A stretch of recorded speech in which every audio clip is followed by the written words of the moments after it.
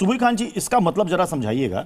जब वो कहते हैं मदनी साहब कि मुर्दा कौमों के लिए मुश्किल नहीं होती क्योंकि वो तो सरेंडर कर देती है, वो कहेंगे वंदे मातरम पढ़ो तो पढ़ना शुरू कर देंगे, लेकिन यही पहचान होगी मुर्दा कौम होने की। यानी कि हिंदुस्तान में जो हमारे मुस्लिम भाई बहन रहते हैं, अगर उनमें से लोग यहां पर वंदे मातरम कहते हैं तो मुर्दा कौम से आ गए वो।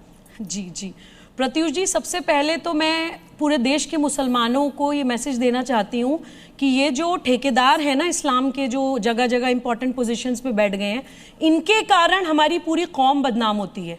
वंदे मातरम यानी मैं अपनी मातृभूमि को नमन करती हूँ या करता हूँ।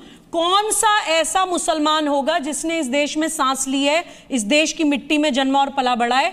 कौन सा ऐसा मुसलमान होगा जो अपनी मातृभूमि को नमन करने से इनकार कर देगा? हम लोग इन लोगों के भड़कावे में आकर कुछ भी करने को तैयार हो जाते हैं। तो थोड़ा सा अपना दिमाग लगाना शुरू करें, पहली बात। दूसरी बात, मदनी जी ने कहा जब जब जुल्म होगा तब तब जिहाद होगा। तो सबसे, इस थ्योरी के हिसाब से तो सबसे पहला जिहाद मुसलमान महिलाओं को मुसलमान पुरुषों के खिलाफ करना चाहिए, जो ट्रिपल तलाक, हलाला, तलाक हसन, तलाक एहसन, बहुविवाह और ना जाने कौन कौन से जुल्म मेरी कौम की बच्चियों के साथ कर रहे हैं, और वो भी इस्लाम के नाम पर। तीसरी बात, अभी भाई साहब ने कहा कहां जिहाद हो रहा है जी भारत में। बहुत दुर्भाग्य की बात है कि एक पढ़े लिखे मुसलमान ये बात उस समय कह रहे हैं जिस वक्त देश की राजधानी में एक पढ़ा लिखा मुसलमान, पाकिस्तान उसमें शामिल है। प्रत्युष जी मेरी बात पूरी पाकिस्तान तो आपने हमारा आपके बीच में हमारा जिक्र क्यों किया? आपके बीच में फिर आप अपनी बात कहती हैं, हमने तो आपका जिक्र नहीं किया। हमारा जिक्र क्यों किया? मैं किसी के बीच में नहीं बोली, हमने पहले नहीं बोले। अमन जी एक सेकंड, कोई जिहाद नहीं हो रहा। अमन जी एक सेकंड, ये जानबूझ के मेरी बात पूरी नहीं होने दे रहे हैं। जिस समय देश की राजधानी में एक पढ़ा लिखा मुसलमान जो भारत में पैदा हुआ, भारत में बड़ा हुआ, भारत की सुख सुविधाएं, सुरक्षा प्राप्त करी, सुसाइड बॉम्बर बनके फट गया और सुसाइड बॉम्बिंग को मार्टेडम ऑपरेशंस बोलता है, मार्टेडम ऑपरेशंस बोलता है एक पढ़ा लिखा मुसलमान सुसाइड। कौन उसके साथ खड़ा हो गया? कौन उसके साथ खड़ा हो गया? बिल्कुल नहीं है। कौन उसके साथ खड़ा हुआ बताइए? क्या देश का मुसलमान उसके साथ खड़ा है? पाकिस्तान ने उसको कबूल किया, हम पाकिस्तान के खिलाफ खड़े हैं। तमाम आतंकवाद के खिलाफ देश का मुसलमान खड़ा है। पहलगाम हुआ खड़ा है। एक करके कौन उनके साथ खड़ा है? कौन उसके साथ? नहीं, एक सेकंड, मैं बादल देवनाथ जी और विजय शंकर तिवारी जी, मैं आपके पास आ रहा हूं। एक सेकंड, मैं बादल देवनाथ जी और विजय शंकर तिवारी जी आपके पास आऊंगा, लेकिन चूंकि अब यहां पर बात उठ गई है दिल्ली ब्लास्ट की, मैं आपसे पूछना चाहता हूं और समझना चाहता हूं कि पढ़ी लिखी एक जमात, डॉक्टर्स, एमबीबीएस, 1000 में से किसी एक स्टूडेंट को मौका मिल पाता है एमबीबीएस की पढ़ाई करने का? सरकार के उसमें पैसे खर्च होते हैं, हमारे आपके टैक्स के पैसे से वो पढ़ते हैं, अच्छी सैलरी लेते हैं। अगर वो ब्लास्ट करने लगे तो क्या आप इसे कहेंगे कि ये सिस्टम के मारे हुए लोग थे, ये दबे कुचले हुए लोग थे? तारिक जी। जी, मुझसे है सवाल ये? जी जी, आप ही सवाल। देखिए, अभी जो एक बात ये कही गई कि पढ़े लिखे लोग जा रहे हैं और ब्लास्ट कर रहे हैं और जिहाद हो रहा है, ठीक। डीआरडीओ के जासूसी करते हुए, पाकिस्तान को, आईएसआई को सबूत देते हुए, यहाँ की डॉक्यूमेंट्स देते हुए प्रदीप कोरोलकर पकड़े गए। तो पूरा डीआरडीओ को आतंकवादी कह दिया जाए? नहीं कहा जाएगा। पूरे हिंदू समाज को आतंकवादी कह दिया जाए? नहीं कहा जाएगा। अभी कई लोग आईएसआई के जासूसी करते हुए पकड़े गए जो हिंदू थे। सारे हिंदू को कह दूं मैं, प्रत्युष भाई आपको कह दूं? हाँ, और अगर कोई पढ़ा लिखा मुसलमान, क्योंकि डीआरडीओ का साइंटिस्ट से ज्यादा पढ़ा लिखा डॉक्टर नहीं है, मैं इतना जानता हूं, तो मैं ये कह रहा हूं कि यहां पर आप बार बार मुसलमानों का नाम लेते, ये भारतीय जनता पार्टी और ये जितने राइट विंगर्स हैं, ये भारतीय जनता जिहाद का नाम लेंगे ताकि पूरी मुसलमान कौम बदनाम हो। कुछ लोग हैं, कुछ लोग हैं, आप पूरी मुसलमान। अमनगिरी जी, मतलब आतंकवाद को कम से कम किसी एक धर्म के चश्मे से ना देखा जाए। कोई एक या दो अगर वहां से निकल रहा है तो क्या उसके लिए पूरी कौम को, समुदाय को क्या आप टारगेट कर लेंगे? उनको बदनाम करेंगे कि इनकी वजह से हो रहा है, इस कौम की वजह से हो रहा है? अमन जी। प्रत्युष जी, ये पूरी लिस्ट है, ये पूरी की पूरी लिस्ट है। इस लिस्ट में मेंशन है, और जितने भी उदाहरण है सारे मुसलमान नाम है। मैं एक और उदाहरण के तहत क्या बात कर रहे हो? बताना चाहूंगा।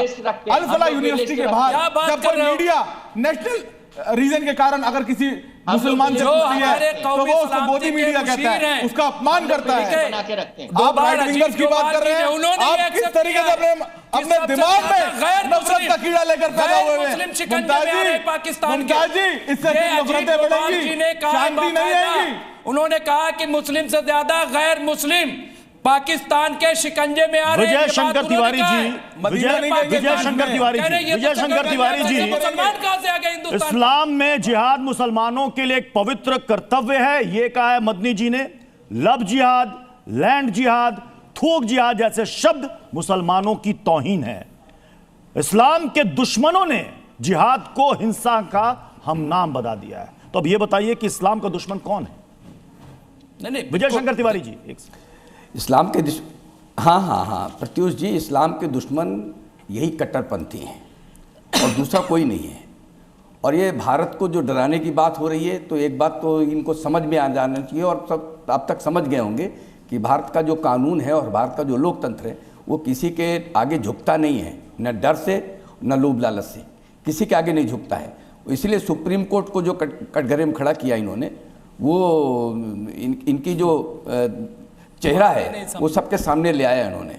आप एक रुक जाइए, एक कितने कश्मीर में जब इस प्रकार की घटनाएं होती थी तब कहा जाता था ये बिना पढ़े लिखे हैं, यहाँ पर शिक्षा है इसलिए सारे जाते हैं। आप मेवात में देख लीजिए, आप जहाँ भी मुस्लिम आबादी ज़्यादा है और इस प्रकार की घटनाएं घटती हैं, यही कहा जाता है कि ये अशिक्षा के कारण है। ये तो पढ़े लिखे हैं ना, ये तो डॉक्टर है ना, ये तो इंजीनियर है ना।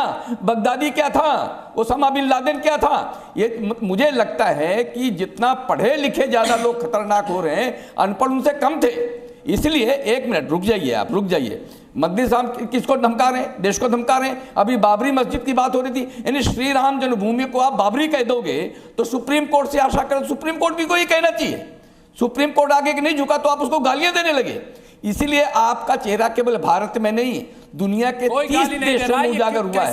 30 देश हैं जो इस्लामिक कट्टरवाद से खराब हुए हैं। कोई गाली नहीं दे रहा। रुक जाइए 30 देश हैं। 30 गलत है। आप बात सुन लीजिए पहले, विजय शंकर जी, बात सुन लीजिए पहले, बात सुन लीजिए। कौन दे रहा है? आप मेरी बात सुन लीजिए। आप लोग जो है जूता उठाते हो, मेरी बात सुन लीजिए। आप लोग जूता उठाते हो चलती हुई कोर्ट में, पहले मेरी चलती बात हुई सुनिए। कोर्ट में चीफ जस्टिस के खिलाफ आप करते हो।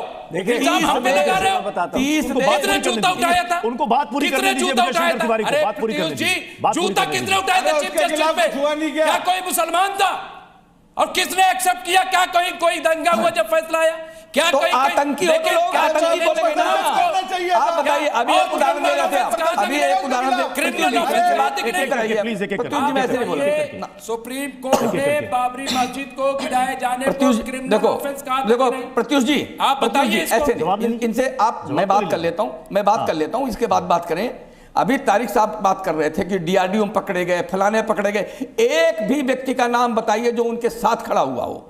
आज मदनी साहब ने कोर्ट को धमकाया और उन आतंकियों के साथ खड़े होकर बात की और सब लोग उनके बचाव में लग जाते हैं। ये चेहरा है आपका, ये चेहरा है आपका। वो बुजुर्ग हैं, बड़े फलाने हैं, ठिकाने, पता नहीं क्या क्या बात कर रहे थे आप उनके प्रशंसा में, और उन्होंने सीधे सीधे सुप्रीम कोर्ट को और देश की जनता को धमका दिया, देश को धमका दिया। अरे धमकाते हुए हिंदू राष्ट्र बनाने की बात करते हैं। धमका दिया आपने, जो हिंदू राष्ट्र बनाने की बात करते हैं, भारत के जो लोग कहते हैं 6 दिसंबर चल के मथुरा में करो, वो चाहते नहीं।